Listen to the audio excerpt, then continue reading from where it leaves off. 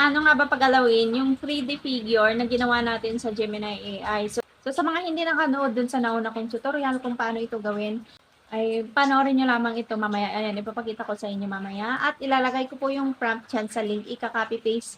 I-copy nyo po yan and then i-paste nyo kapag kayo na po ay mag-edit sa Google. At kung paano ito hawakan o pagalawin katulad nitong pinakita ko sa aking video, panoorin nyo lamang ito. Dito sa Google, search nyo lang yan ang Gemini AI. Yan. Pindutin nyo lamang po ito. Pindutin nyo po itong nasa taas, try image editing. Ayan. Kapag sa inyo, ganito na agad yung lumabas. Ang pipindutin nyo po dito is itong image. Then, pindutin nyo ulit itong plus sign. Pindutin ang upload files, media picker, o kahit anong available dyan sa inyo. Select lang po natin yung ating picture na i-edit dito sa Gemini AI. And then, pindutin po natin dito sa Ask Gemini AI.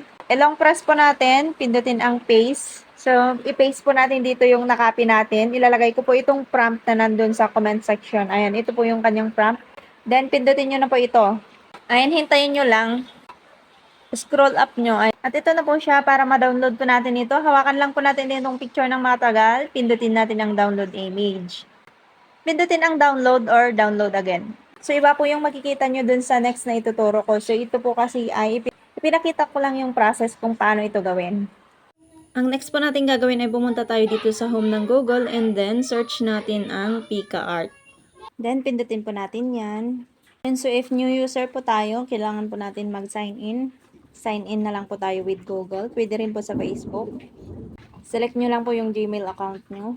Scroll up, pindutin itong continue. So, scroll up nyo po ito. Select po natin itong squish it. Pindutin natin ang upload image. Ayan, pindutin lamang natin yung picture natin. Pindutin ang done. Pindutin natin itong generate.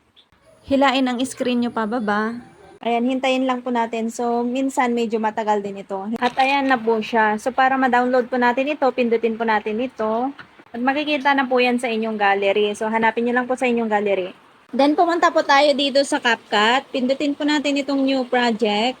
I-select po natin yung na-generate natin sa PicaArt. Pindutin ang bilog dyan. And then, pindutin po natin itong add.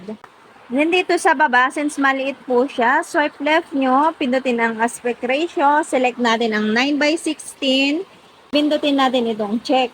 So, makikita po natin, meron po siyang block doon sa gilid niya sa taas, tsaka dito sa baba. So, pipindutin po natin yan. I-zoom po natin, gamitin natin dalawang daliri natin para mag-fit po siya sa screen.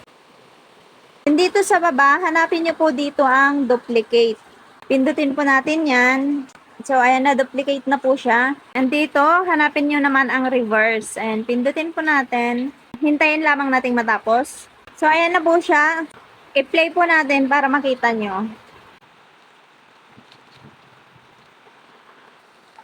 So, ganun lang guys. Follow and share for more tips and tutorials.